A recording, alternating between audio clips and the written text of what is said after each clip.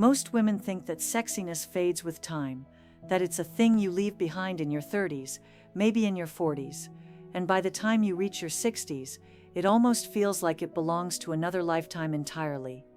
But what if that belief is the very thing keeping you from feeling alive, desired, and radiant again? I can tell you this: I have seen women in their 60s, 70s, even 80s, who carry a spark that turns heads, who radiate something magnetic that has nothing to do with tight skin or a slim waist. And I have also seen women give up on themselves too soon, convinced that intimacy and attraction have passed them by. So the question isn't really, am I still sexy after 60? The real question is, what if sexiness was never about the number of candles on your cake, but about something else entirely? That's exactly what we're exploring today. Welcome back to the Female Health Podcast, where we dive into the questions so many women whisper but rarely say out loud. My name is Dr. Leah Parker. I'm a gynecologist and intimate health psychologist with over 30 years of experience helping women rediscover their spark, their confidence, and their joy in intimacy. And today we're going to untangle one of the most vulnerable fears women over 60 have: what if I don't feel sexy anymore? I'm going to guide you through 7 secrets that can bring that feeling back, not in the way you might expect, but in a deeper, more powerful way. We'll talk about the body, the hormones, the changes you can't ignore. We'll dive into the mind, the hidden shifts in confidence and perception. And at the very end, I'll reveal the one secret that women tell me is stronger than any cream, any pill, or any trick in the bedroom. It's the secret that ties all the others together, and without it, nothing else truly works. So stay with me, because over the next few minutes, you may start to see your own sexiness in a completely new light. If you ask most women over 60 when they first notice their sexiness slipping away, the answer often begins with the mirror. The wrinkles, the softness around the waist, the way clothes don't fit the same, the way your skin doesn't have the same glow it once had. Every smile leaves lines that stay longer than they used to, and every birthday adds another reminder that time is moving forward. And in those quiet moments, standing in front of the glass, you almost feel like you're looking at a stranger. But here's the truth most women never hear: the mirror is not the real thief of sexiness. The mirror only reflects what's happening inside your body, and that story is written by something much deeper: your hormones. When estrogen begins to decline, it doesn't just change the surface, it changes how your skin holds moisture. It shifts where your body stores weight. It thins delicate tissues that once made intimacy easy and comfortable. And when testosterone fades too, desire itself can feel like it has been quietly switched off, leaving you wondering if it's gone for good. This is where so many women slip into a spiral. They look at these changes and assume sexiness has been stolen forever. But the real secret is this: biology can shape the stage, but it does not write the final script. The first step in feeling sexy again is not fighting against your body or denying these changes. It's acknowledging that biology is real, but it is not final. When you understand why things feel different and stop blaming yourself, you break the shame loop. You stop thinking, I'm broken, and you start realizing, my body is changing, but I still have options. That shift alone is powerful, because once you take away the shame, you open the door to solutions. And yes, there are solutions. Ones that restore warmth, restore comfort, and bring back a sense of vitality you may not have felt in years. I'll share those in just a moment. But before we go there, I want to hear from you. Have you ever looked in the mirror and felt that rush of discouragement, like the woman staring back at you didn't match the woman you feel you are inside? Leave me a comment below and tell me what part of aging has surprised you the most. You'll see you're not alone, and your story might just give another woman the courage to share hers too. Stay with me, because in part 3, we'll talk about the hidden spark still waiting inside your body, the one thing biology gives you that almost nobody talks about, and why it can be the turning point in feeling sexy again. Have you ever noticed that when something feels lost, your mind tells you it's gone forever? That's how many women describe their sense of desire after 60. It feels as if a switch has been turned off, and the effort of trying to turn it back on feels almost pointless. But what if that switch isn't broken? What if it's just waiting for the right spark? So many women are surprised when I tell them that the body is not finished giving at this stage of life. even with hormones shifting and energy changing, there are hidden reserves of vitality that most people never talk about. For some, that spark comes in the form of restoring comfort and intimacy. Imagine this: no more dryness, no more painful pulling or tearing, no more avoiding closeness because it feels like work instead of pleasure. Instead, the body begins to remember what ease feels like, what warmth feels like, what softness and glide feel like. And once the body remembers, the mind follows. A woman who rediscovers comfort begins to rediscover confidence, and confidence, as you know, is one of the sexiest qualities any woman can carry. Now here's where I want to be very honest with you. This spark rarely returns on its own.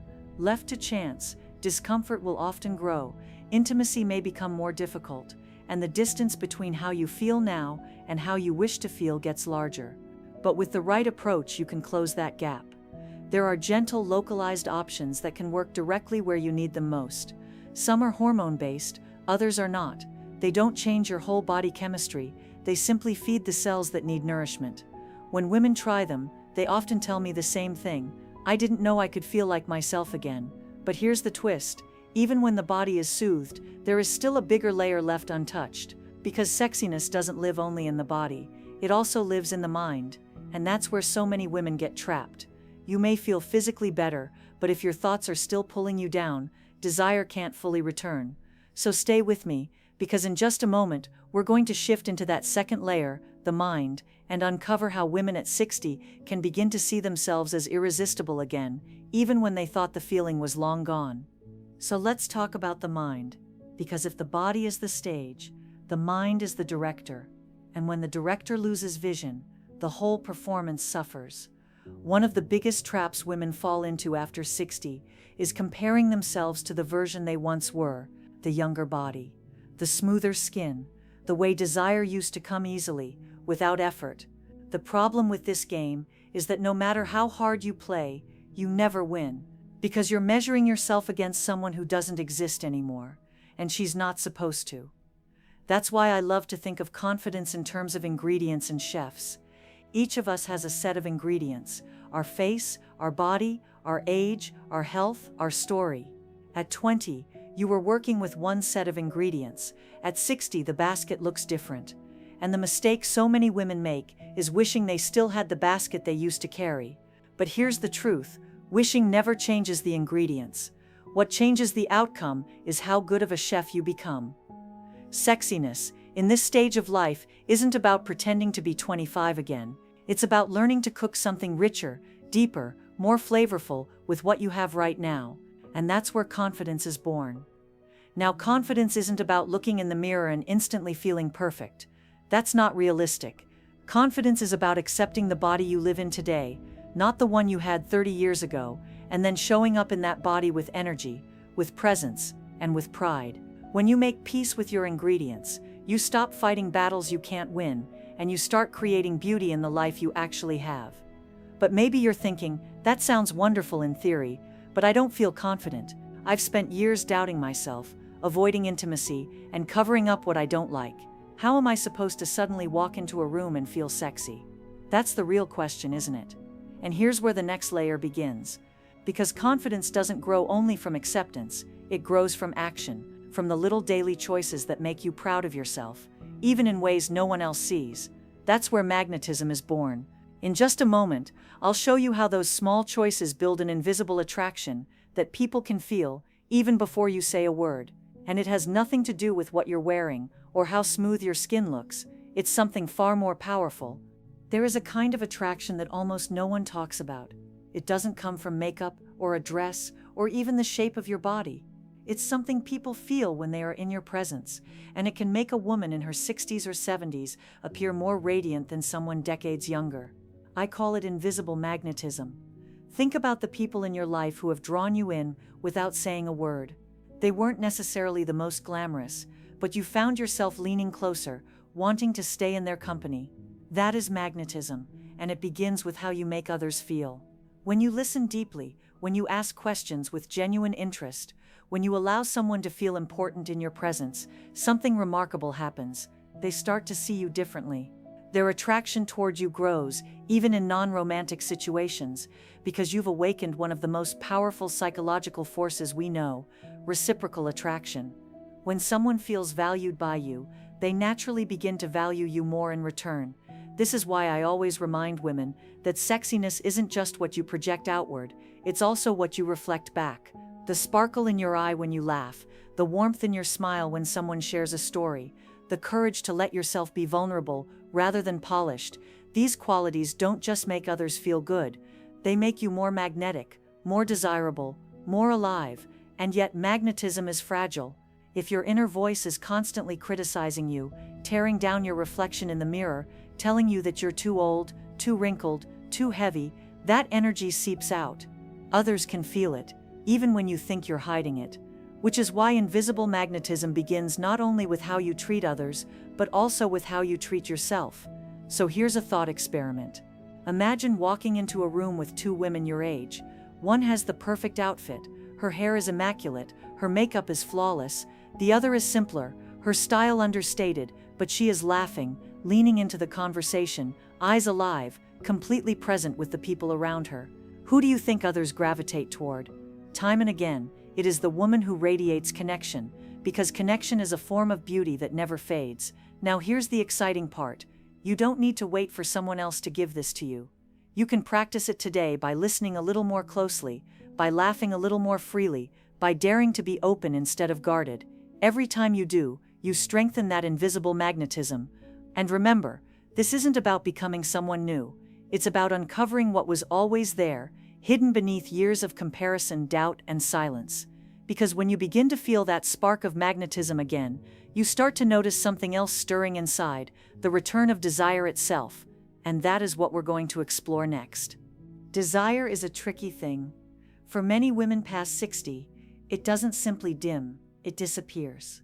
It feels like the appetite for intimacy has been switched off without warning, leaving you wondering if you'll ever feel that spark again.